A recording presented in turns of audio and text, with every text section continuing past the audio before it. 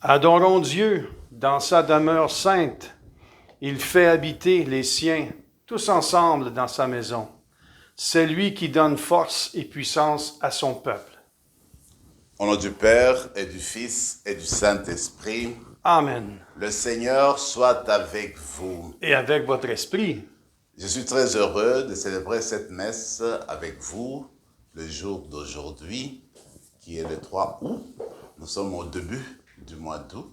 Alors, l'été continue et nous continuons à rendre grâce au Seigneur pour ce beau temps qui ne cesse de nous donner.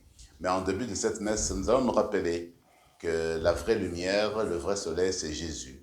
Alors nous allons nous tourner vers lui pour qu'il nous remplisse de sa présence lumineuse et qu'il purifie nos cœurs. Je confesse à Dieu Tout-Puissant, je reconnais devant mes frères et sœurs que j'ai péché en pensée, en parole, par action et par omission.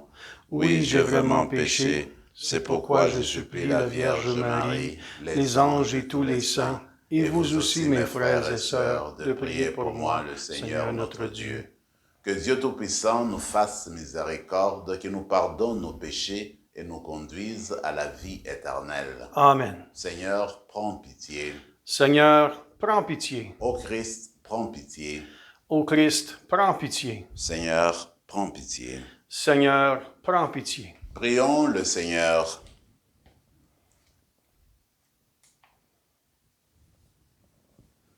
Tu protèges, Seigneur, ceux et celles qui comptent sur toi. Sans toi, rien n'est fort, rien n'est saint. Multiplie pour nous tes gestes de miséricorde, afin que, sous ta conduite, en faisant un bon usage des biens qui passent, nous puissions déjà nous attacher à ceux qui demeurent. Par Jésus-Christ, ton Fils, notre Seigneur et notre Dieu, qui règne avec toi et le Saint-Esprit, maintenant et pour les siècles des siècles. Amen.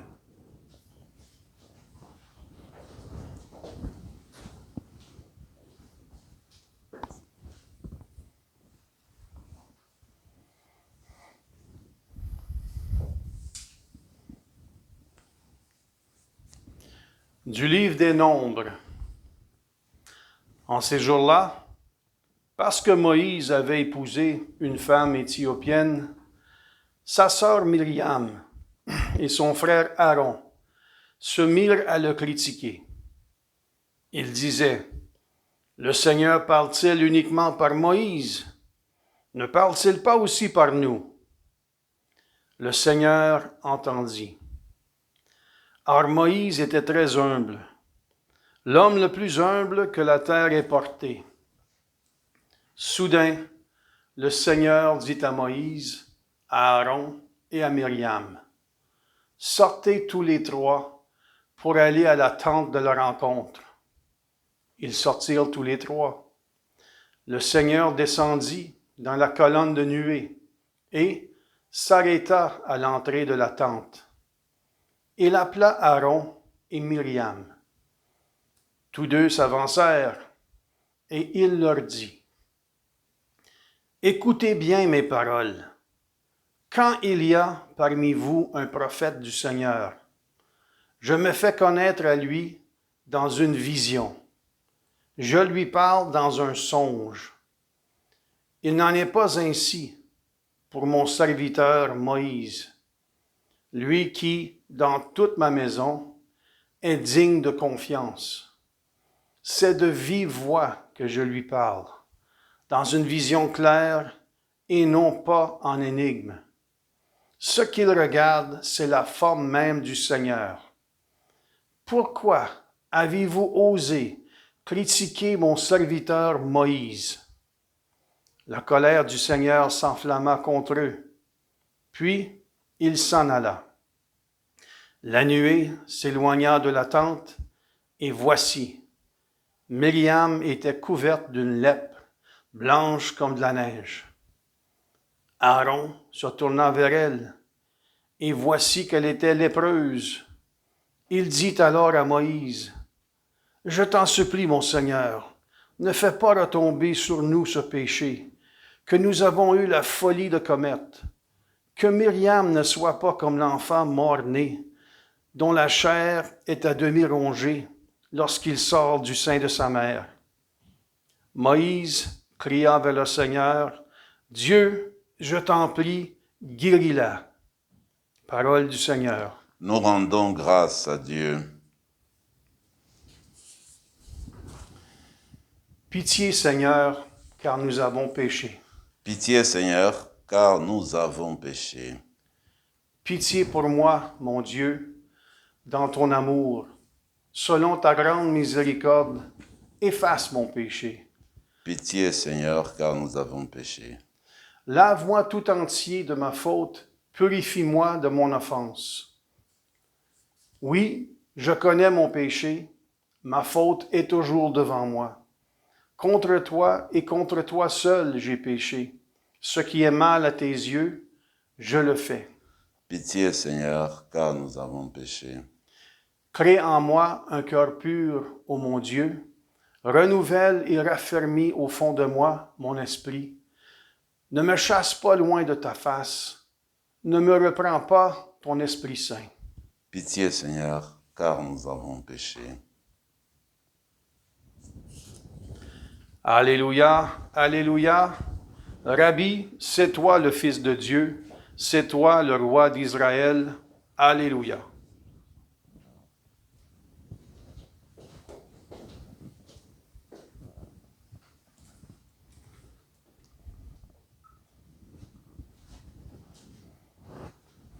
Le Seigneur soit avec vous. Et avec votre esprit. Évangile de Jésus-Christ selon saint Matthieu. Gloire à toi, Seigneur.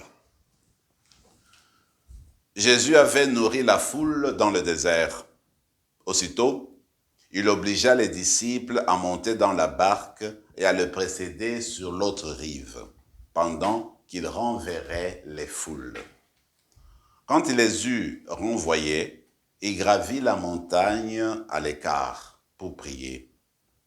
Le soir venu, il était là, seul. La barque était déjà à une bonne distance de la terre. Elle était battue par les vagues car le vent était contraire. Vers la fin de la nuit, Jésus vint vers eux en marchant sur la mer. En le voyant marcher sur la mer, les disciples furent bouleversés. Ils dirent, « C'est un fantôme !» Pris de peur, ils se mirent à crier. Mais aussitôt, Jésus leur parla, « Confiance, c'est moi. N'ayez plus peur. » Pierre prit alors la parole, « Seigneur, si c'est bien toi, ordonne-moi de venir vers toi sur les eaux. » Jésus lui dit, « Viens. » Pierre descendit de la barque et marcha sur les eaux pour aller vers Jésus. Mais, voyant la force du vent, il eut peur et, comme il commençait à enfoncer, il cria, « Seigneur, sauve-moi !» Aussitôt, Jésus étendit la main, le saisit et lui dit, « Homme de peu de foi, pourquoi as-tu douté ?» Et quand ils furent montés dans la barque, le vent tomba. Alors, ceux qui étaient dans la barque se prosternèrent devant lui et ils lui dirent, « Vraiment, tu es le Fils de Dieu. » Après la traversée, ils abordèrent à Génézareth. Les gens de cet endroit reconnurent Jésus. Ils firent avertir toute la région et on lui amena tous les malades. Il les suppliait de leur laisser seulement toucher la frange de son manteau, et tous ceux qui le faisaient furent sauvés. Acclamons la parole du Seigneur. Louange à toi, Seigneur Jésus.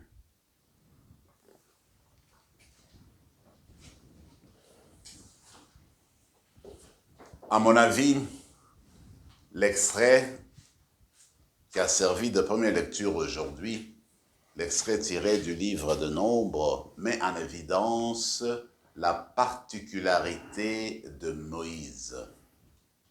Moïse, c'est le prophète par excellence. Alors, ce qui ressort de ce texte voudrait le confirmer en fait. Dieu s'exprime et dit, tous les autres prophètes, eh bien, sont contactés, sont inspirés à travers des songes, à travers des énigmes, à travers plusieurs manières. Mais en ce qui concerne Moïse, tout est clair pour lui. Dieu s'exprime à lui, il parle à lui face à face, comme l'a dit le texte de Deutéronome. Et puis, en plus de cela, Dieu lui parle par des songes clairs. Il lui parle à vive voix. Il n'y a pas d'énigme dans le dialogue entre Moïse et Dieu. Tout est clair parce que Moïse, c'est l'ami de Dieu, il est proche de Dieu. Alors, il transmet la parole de Dieu dans toute sa fidélité. Voilà la première chose qui met Moïse en évidence comme le grand prophète, comme les plus grands prophètes en fait de l'Ancien Testament. En plus de cela aussi, dès le début de ce récit, il dit une chose merveilleuse de Moïse. Il dit que Moïse est très humble. Il était le plus humble des hommes de la terre. Comme pour dire, Moïse, tout en sachant qu'il a été choisi par Dieu, tout en sachant qu'il vivait une relation exceptionnelle avec Dieu, il ne s'est jamais monté sur le toit. Il n'est jamais monté sur le toit pour commencer à crier victoire et à montrer comment lui était exceptionnel. Il a vécu comme tout le monde. Il était humble. Et j'aime la définition que donne Thérèse d'Avila quand elle parle de l'humilité. L'humilité, en fait, c'est reconnaître ses faiblesses et ses forces, sans plus. En tout cas, Moïse, donc, il a été ce qu'il est. Donc, c'est reconnaître ce qu'on est, vivre comme on est. Alors, il me semble que Moïse a vécu sa vie d'une manière humble dans ce sens-là. La dernière chose, c'est de voir que Moïse, en fait, partage la miséricorde de Dieu. Le texte raconte que son frère Aaron et sa sœur Myriam ont été jaloux de lui.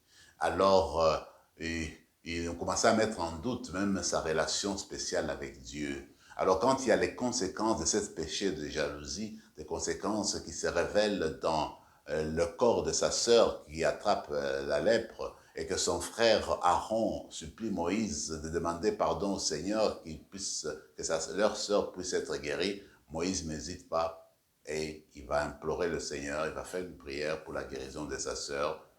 En fait, sa sœur sera guérie. Ce qui est intéressant à la fin de ce récit, c'est de voir que Aaron et Myriam ont reconnu leurs fautes, ont reconnu leurs faiblesses, ont reconnu leur tort, leur jalousie, et ils demandent pardon au Seigneur. Voilà comment le psaume d'aujourd'hui nous invite à faire la même chose, le psaume 50 qui nous est très bien connu, le psaume de la miséricorde de Dieu. Alors, pour vivre cette vie, cette parole de Dieu qui se dégage de ce psaume, pour l'intégrer dans nos vies, il faut faire comme Aaron, comme Myriam, reconnaître nos limites, être en mesure de reconnaître nos torts sans honte, tout en se tournant vers Dieu, en fait, en reconnaissant que nous avons fait un faux pas, que nous avons été maladroits, savoir reconnaître des torts devant Dieu et devant les hommes et les femmes. Cela montre justement que nous allons chercher cette humilité qu'avait déjà Moïse. Alors quand Dieu voit la contrition, quand Dieu voit le regret sincère, il nous pardonne nos péchés.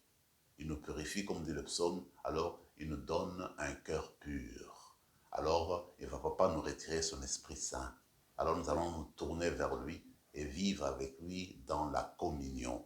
Alors dans la célébration d'aujourd'hui, nous allons demander au Seigneur de nous aider, de nous envoyer son Esprit pour que nous reconnaissions nos limites et qu'à partir de nos limites, eh bien, que nous demandions son pardon pour une conversion et une purification totale. L'évangile est bien connu, c'est après la multiplication de pain dans la version de Matthieu. Seulement une seule phrase, parce qu'il y a tellement d'éléments riches dans cet extrait évangélique.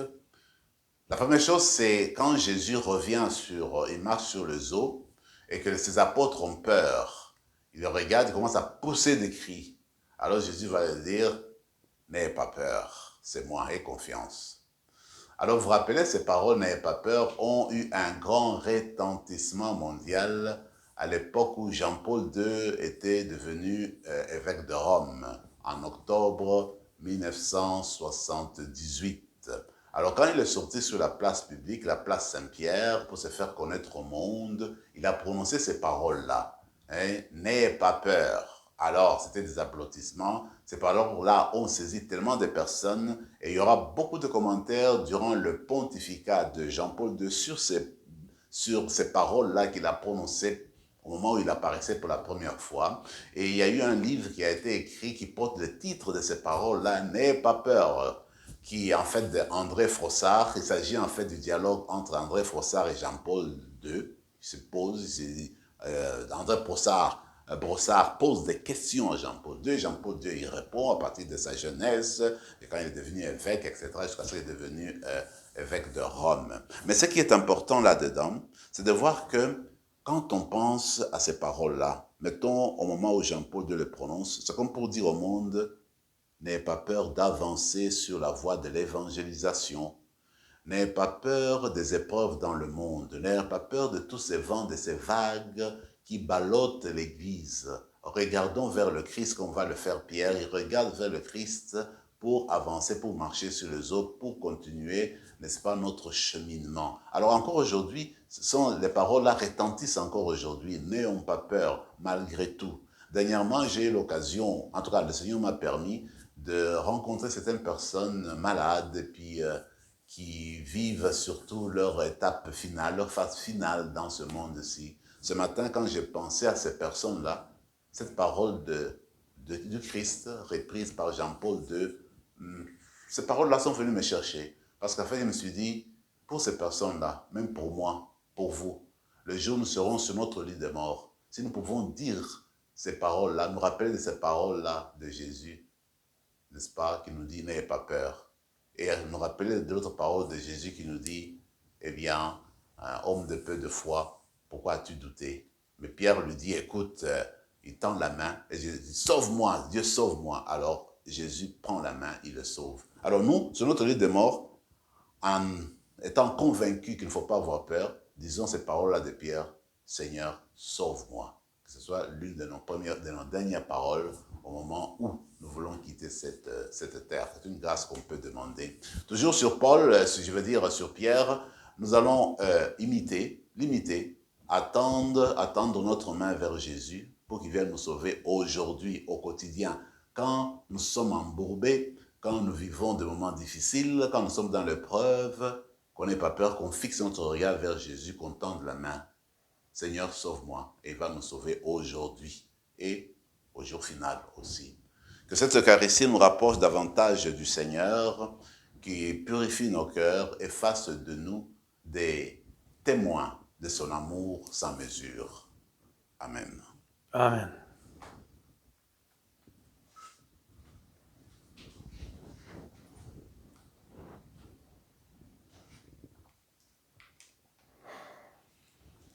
Tu es béni, Seigneur, Dieu de l'univers, toi qui nous donnes ce pain, fruit de la terre et du travail des hommes et des femmes. Nous te le présentons et deviendra le pain de la vie. Béni soit Dieu, maintenant et toujours.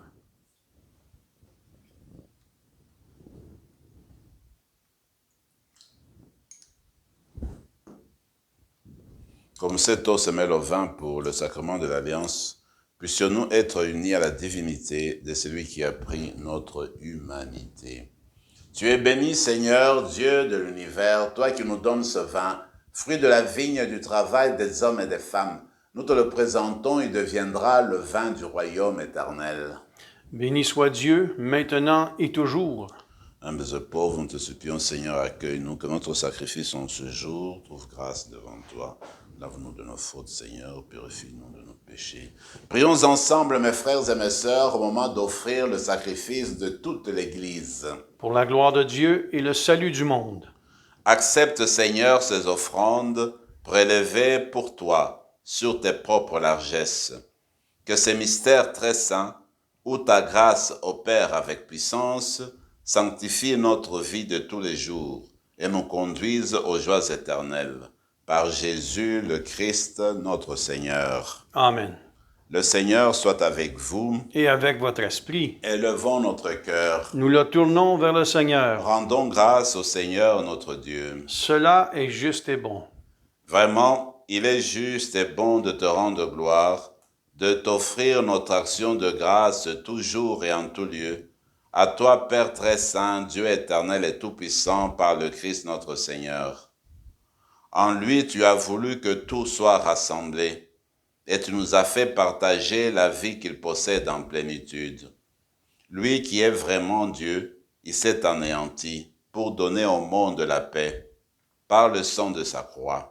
Élevé au-dessus de toute créature, il est maintenant le salut pour tous ceux et toutes celles qui écoutent sa parole. C'est pourquoi, avec les anges et les archanges, avec la puissance d'en haut et tous les esprits bienheureux, nous chantons l'hymne de ta gloire et sans fin, nous proclamons. Saint, Saint, Saint, le Seigneur, Dieu de l'univers, le ciel et la terre sont remplis de ta gloire. Hosanna au plus haut des cieux. Béni soit celui qui vient au nom du Seigneur. Hosanna au plus haut des cieux. Tu es vraiment saint, Dieu de l'univers, et toute la création proclame ta louange, car c'est toi qui donnes la vie. C'est toi qui sanctifies toutes choses par ton Fils Jésus-Christ notre Seigneur, avec la puissance de l'Esprit Saint. Et tu ne cesses de rassembler ton peuple, afin qu'il te présente partout dans le monde une offrande pure. C'est pourquoi nous te supplions de consacrer toi-même les offrandes que nous apportons. Sanctifie-les par ton Esprit pour qu'elles deviennent le corps et le sang de ton Fils Jésus-Christ notre Seigneur, qui nous a dit de célébrer ce mystère. La nuit même, où il fut livré, il prit le pain. En te rendant grâce, il le bénit, il le rompit, et le donna à ses disciples en disant, « Prenez et mangez-en tous, ceci est mon corps, livré pour vous. »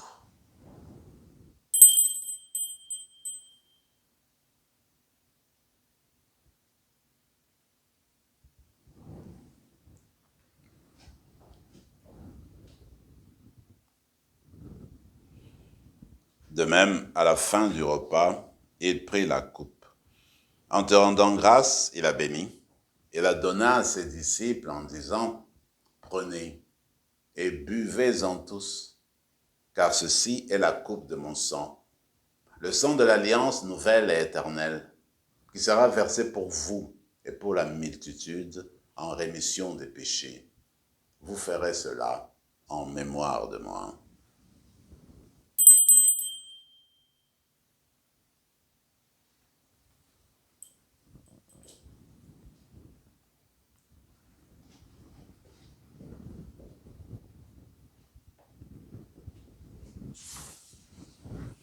Proclamons le mystère de la foi.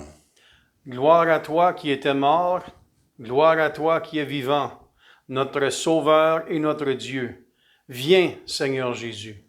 En faisant mémoire de ton Fils, de sa passion qui nous sauve, de sa glorieuse résurrection et de son ascension dans le ciel, alors que nous attendons son dernier avènement, nous présentons cette offrande vivante et sainte pour te rendre grâce. Regarde, Seigneur, le sacrifice de ton Église et daigne y reconnaître celui de ton Fils, qui nous a rétablis dans ton alliance. Quand nous serons nourris de son corps et de son sang, et remplis de l'Esprit Saint, accorde-nous d'être un seul corps et un seul esprit dans le Christ. Que l'Esprit Saint fasse de nous une éternelle offrande à ta gloire, pour que nous obtenions un jour les biens du monde à venir, auprès de la Vierge Marie, la bienheureuse Mère de Dieu, avec Saint Joseph son époux, avec les apôtres, les martyrs, Saint Rémy et tous les saints qui ne cessent d'intercéder pour nous. Et maintenant, nous te supplions, Seigneur, par le sacrifice qui nous réconcilie avec toi, étends au monde entier le salut et la paix. Affermis la foi et la charité de ton Église au long de son chemin sur la terre. Veille sur ton serviteur, le pape François, notre évêque Marcel, l'ensemble des évêques, les prêtres, les diacres et tout le peuple de racheté. Écoute les prières de ta famille assemblée devant toi et ramène à toi, Père très aimant, tous tes enfants dispersés. Pour nos sœurs et frères de faim, pour les hommes et pour les femmes qui ont quitté ce monde dont tu connais la droiture, nous te prions. Reçois-les dans ton royaume où nous espérons être comblés de ta gloire, tous ensemble et pour l'éternité, par le Christ notre Seigneur, par qui tu donnes au monde toute grâce et tout bien. Par lui, avec lui et en lui, à toi, Dieu le Père Tout-Puissant, dans l'unité du Saint-Esprit, tout honneur et toute gloire pour les siècles des siècles. Amen. Unis dans le même esprit, nous pouvons dire avec confiance la prière que nous avons reçue du Sauveur. Notre Père qui es aux cieux, que ton nom soit sanctifié, que ton règne vienne, que ta volonté soit faite sur la terre comme au ciel. Donne-nous aujourd'hui notre pain de ce jour. Pardonne-nous nos offenses comme nous pardonnons aussi à ceux qui sont offensés. Et ne nous laisse pas entrer en tentation, mais délivre-nous du mal. Délivre-nous de tout mal, Seigneur, et donne la paix à notre temps. Par ta miséricorde, libère-nous du péché. Rassure-nous devant les épreuves en cette vie où nous espérons le bonheur que tu promets et l'avènement de Jésus-Christ, notre Sauveur. Car c'est à toi qu'appartiennent le règne, la puissance et la gloire pour les siècles des siècles. Seigneur Jésus-Christ, tu as dit à tes apôtres, je vous laisse la paix, je vous donne ma paix. Ne regarde pas nos péchés, mais la foi de ton Église, pour que ta volonté s'accomplisse, donne-lui toujours cette paix et conduis-la vers l'unité parfaite, toi qui règnes pour les siècles des siècles. Amen. Que la paix du Seigneur soit toujours avec vous. Et avec votre esprit, Agneau de Dieu, qui enlève le péché du monde, prends pitié de nous. Agneau de Dieu, qui enlève le péché du monde, prends pitié de nous. Agneau de Dieu, qui enlève le péché du monde, donne-nous la paix. Seigneur Jésus-Christ, que cette communion à ton corps et à ton sang n'entraîne pour nous ni jugement ni condamnation, mais qu'elle soutienne notre esprit et notre corps et nous donne la guérison. Heureux les invités au repas du Seigneur, voici l'agneau de Dieu qui enlève le péché du monde. Seigneur, je ne suis pas digne de te recevoir, mais dis seulement une parole et je serai guéri. Que le corps et le sang du Christ nous gardent pour la vie éternelle. Amen.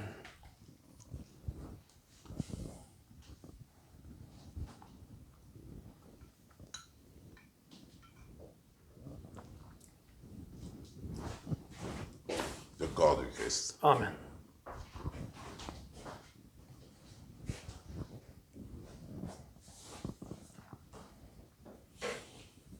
Le Seigneur est venu à notre rencontre aujourd'hui et nous tend la main du salut. Levons aussi la nôtre pour saisir la main du Seigneur et entrer en communion avec lui.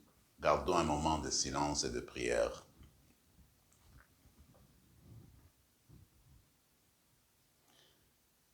Bénis le Seigneur, ô mon âme, n'oublie aucun de ses bienfaits.